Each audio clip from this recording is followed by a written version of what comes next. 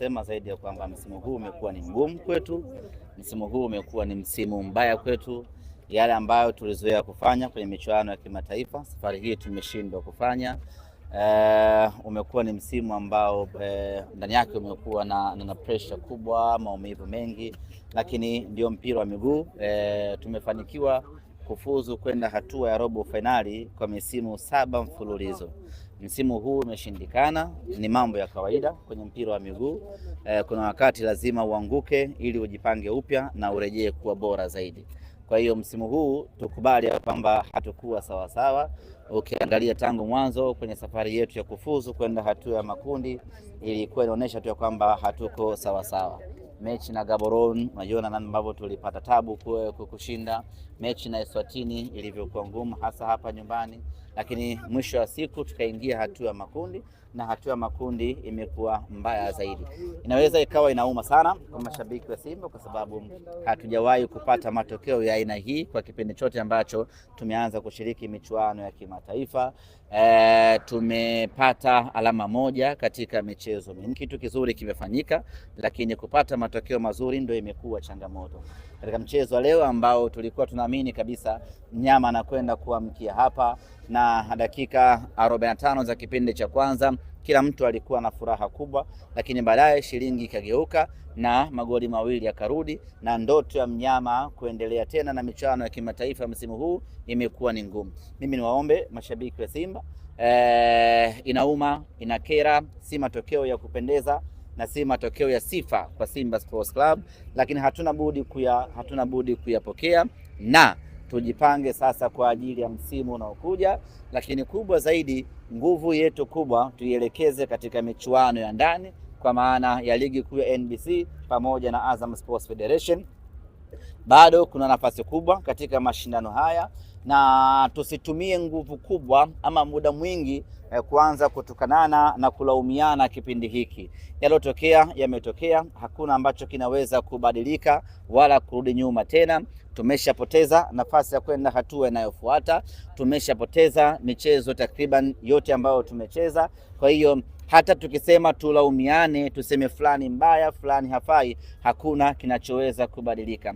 Pointi yetu moja haiwezi kuongezeka tukawa na 2 ama 3 kwa kutukanana ama kulaumiana. Tukubali tu ya kwamba misimu iliyopita sisi Simba tulikuwa tunafuzu na tulikuwa ni wana Simba sisi, na msimu huu tumeshindwa kufuzu, ni sisi Simba tumeshindwa kufuzu. Maana yake ni kwamba Simba iliyokuwa inafuzu ni ya kwetu, na Simba hii ambayo imeshindwa kufuzu vile vile ni ya kwetu. Simba ile ambayo ilikuwa inashindwa kufuzu ni Simba ya mashabiki, wanachama na viongozi. Simba hii ambayo imeshindwa kufuzu isibaki kuwa ni Simba ya viongozi peke yake. Simba hii iliyoshindwa kufuzu safari hii ni Simba yetu wote, viongozi, mashabiki pamoja na wanachama. Tunakwenda kujiangalia tumeanguka wapi msimu huu, tunajipanga kuelekea msimu unaokuja, na wana Simba wanakumbuka hizi nyakati huwa ni za kawaida na zinapita.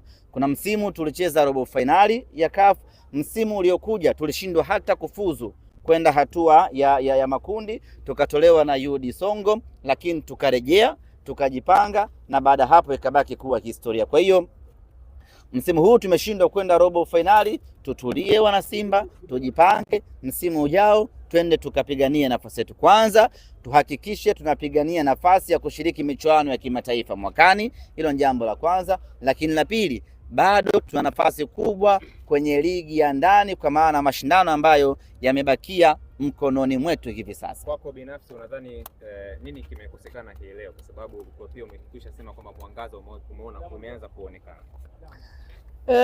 Sababu naweza nisijue, lakini niseme tu kwamba haikuwa riziki.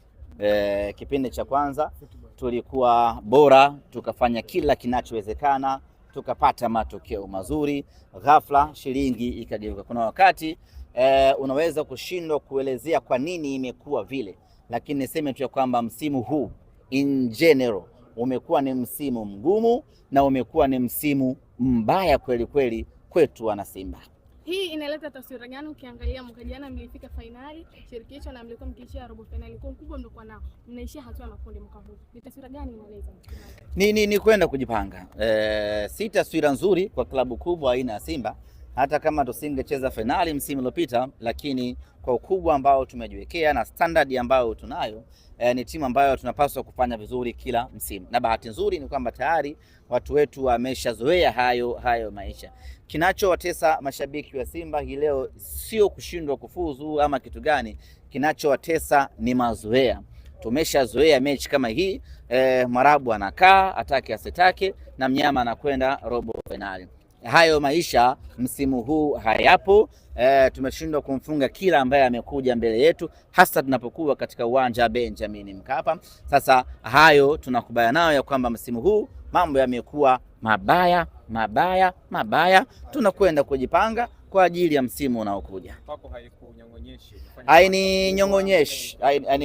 Haininyong'onyeshi kwa sababu ninafahamu huu ndio mpira wa miguu. Wakati tunafuzu nilikuwa ndani ya Simba, tukafuzu ama tumefuzu miaka 4 mfululizo nikiwa Simba Sports Club. Hii leo tumeshindwa kufuzu, haiwezi kuninyong'onyesha kwa sababu mwisho siku mpaji ni Mungu. Ametupa robo finali 4, safari hii hajatupa robo finali 4. Hatuwezi kuanza kusononeka na kusikitika kwa sababu wakati sisi tunafuzu kuna watu walikuwa hawafuzu. Wakati sisi tunacheka kuna watu walikuwa wanalia. Kwa hiyo ni wakati wetu kulia na wengine wanacheka. Tunajipanga mwakani tukacheke tukiwa na Simba Sports Club. Wewe uko Simba kwa miaka 4 sasa hivi na Simba ilikuwa ikifuzu kwenda tu robo finali. Yaani faili yake ni robo finali kiasi kwamba tutatoa matokeo mwaka robo.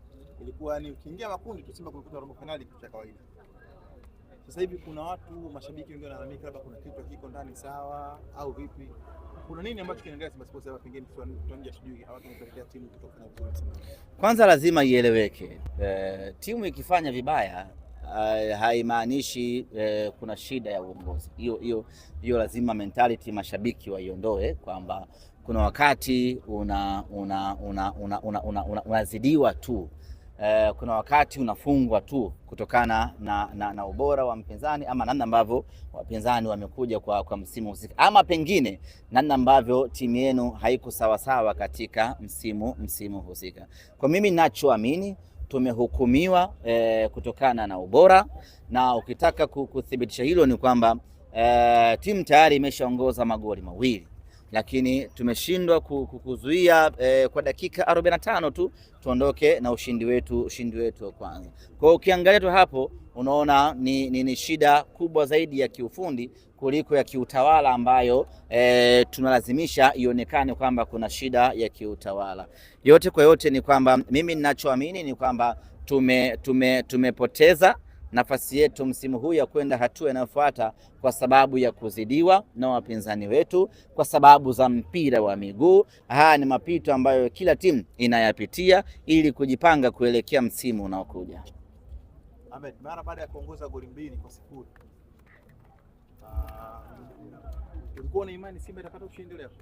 Yaani nilikuwa na imani kwa sababu kama umeshafanikiwa kuongoza goli 2 na zimebaki dakika 45 tu ambazo una option nyingi ya kufanya, aidha kama ni kuzuia ama kuendelea kumpelekea moto mpinzani wako.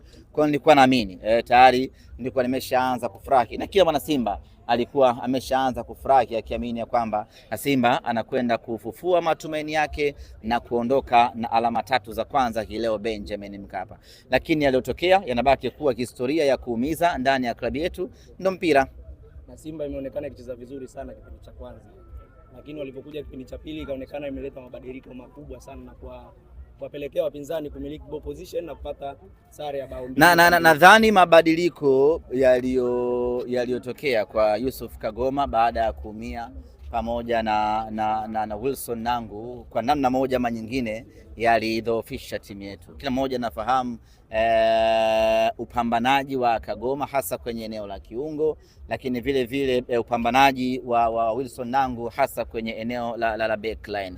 Kwa hiyo kuumia kwao kukapelekea mipango mingi ya kiufundi kubadilika, na kama haitoshi wapinzani wakaweza kunufaika na advantage hiyo. Lakini goli ambalo amesababisha Alassane Kante lilimkata kabisa na kumuondoa mchezoni, na akaomba kufanyiwa mabadiliko. Maana yake ni kwamba alishindwa kabisa kuhimili pressure ambayo ilikuwa inamkabili. Baada ya pale kila kitu ndani ya timu ikabadilika na wapinzani wakano. It's not a game, it's a rich thing.